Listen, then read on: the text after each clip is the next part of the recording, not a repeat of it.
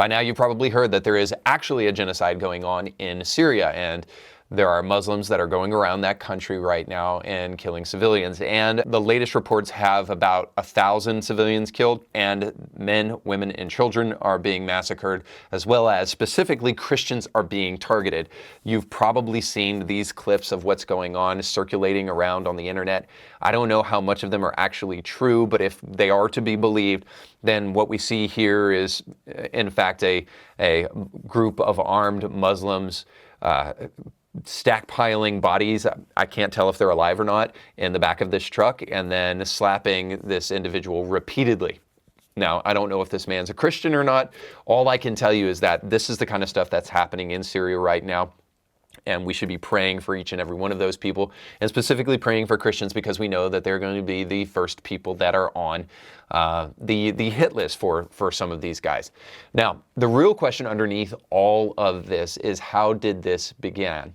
Now, many people will say, well, of course, Islam is a militant religion, and that's how it began. And there's truth to that, obviously. Other people are blaming other countries like Turkey and how they're allies to Syria and funding some of what's going on here. But I actually have a different kind of take to all of this. I actually think that the people who are to blame for what is going on in Syria right now are Democrats. You may remember back during the Obama administration that Barack Obama was responsible, along with Hillary Clinton, for sending millions and millions of dollars to Libya during the Gaddafi regime in order to institute, quote unquote, democracy. Now, that ended in a bloody revolution, and still the country to this day is fighting through the turmoil of that country's kind of upheaval. And the reason this is important for you to note is that you can look back in 2010 and you can see how we were giving $0 to Libya. And then the next year we were giving around $120 million to them, according to this government website.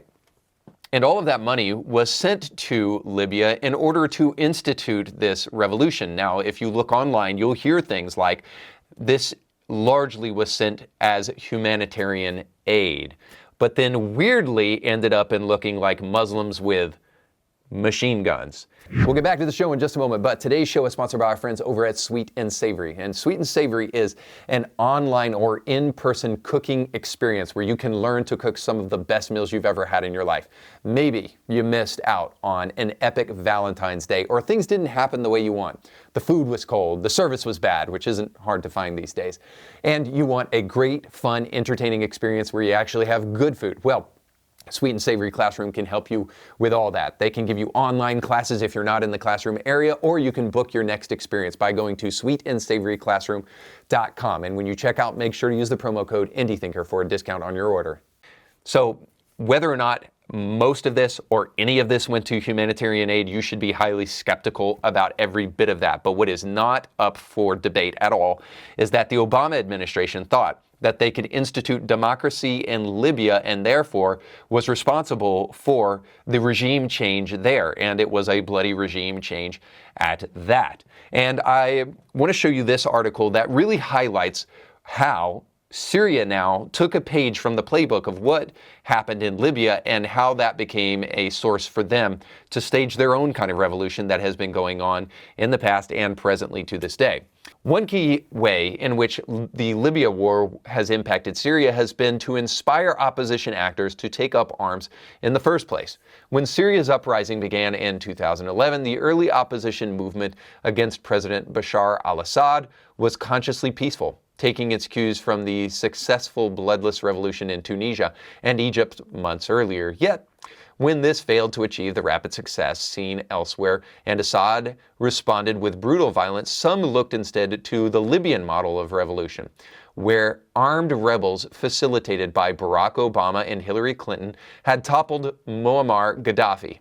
The opposition in exile, the Syrian National Council, had formally endorsed the armed strategy that rebel fighters on the ground were already taking. Libya had already become a source of Syrian rebel arms and finance. As early as November 2011, Syrian rebels were reportedly negotiating with the new post-Gaddafi government in Tripoli about providing weapons after a leading Libyan rebel Abdul Hakim Balai traveled to Turkey, the Libyan government made a $100 million donation to the Syrian rebels. A regular supply of weapons was sent from Libya to Syria's rebels via Turkey. Now, there's so much more correlations between what is taking place in Syria now and what took place in Libya, but it's important to notice the most important aspect here is back in 2011 and 2012, Hillary Clinton and Barack Obama celebrated what took place in Libya as a great good, as spreading democracy and not endless war and endless bloodshed. The reason they needed to celebrate that as such a win is because there was an election in 2012 and Barack Obama wanted to get re-election. And not only could he not have that blood on his hands, but also he wanted to use this as a selling point for the stellar foreign policy of Democrats now and in the past. And so this is why Benghazi took place in the first place, with that attack on those Americans at that embassy and the death of that U.S. ambassador in Benghazi. All of that took place because Hillary Clinton did not want to show that what they had actually done in Libya was destroy that region and send it into chaos by getting rid of Gaddafi. Now, of course, no Gaddafi enthusiast here, and he was an evil, evil man. But let's just say that one act of evil doesn't justify another act of evil. I say this to you if you're a Christian especially. Don't let anyone tell you that Elon, a billionaire by the way, like 394 billion or something like that, is stealing your identification. He doesn't care. Or that he's destroying our government by firing people who think that they're entitled to a job by the federal government. I'm sorry, communists. No, federal jobs are not breadlines. He's just doing things differently. And that means not continuing to fund left-wing causes that are fully out of step with reality and that either happenstantially or intentionally cause harm. So if your feelings are hurt, or even if Doge has to cut things and then reinstate them later because they potentially made a mistake, I would tell you this: it's worth it for the sake of helping Christians who will gladly but needlessly shed their blood for their Lord in Syria right now. And it's also worth it to protect the women, men, and children right now who are suffering because of the irresponsible spending of godless bureaucrats and Democrats in Washington. All right, thanks so much for watching. Don't forget to like, share, and subscribe. If the show was beneficial to you, then you will get a lot out of becoming a member over at indythinker.org/support, where you can gain exclusive perks and extras like ebooks, audiobooks, and movies. Don't forget to check our sponsors down below, but most importantly, go with God.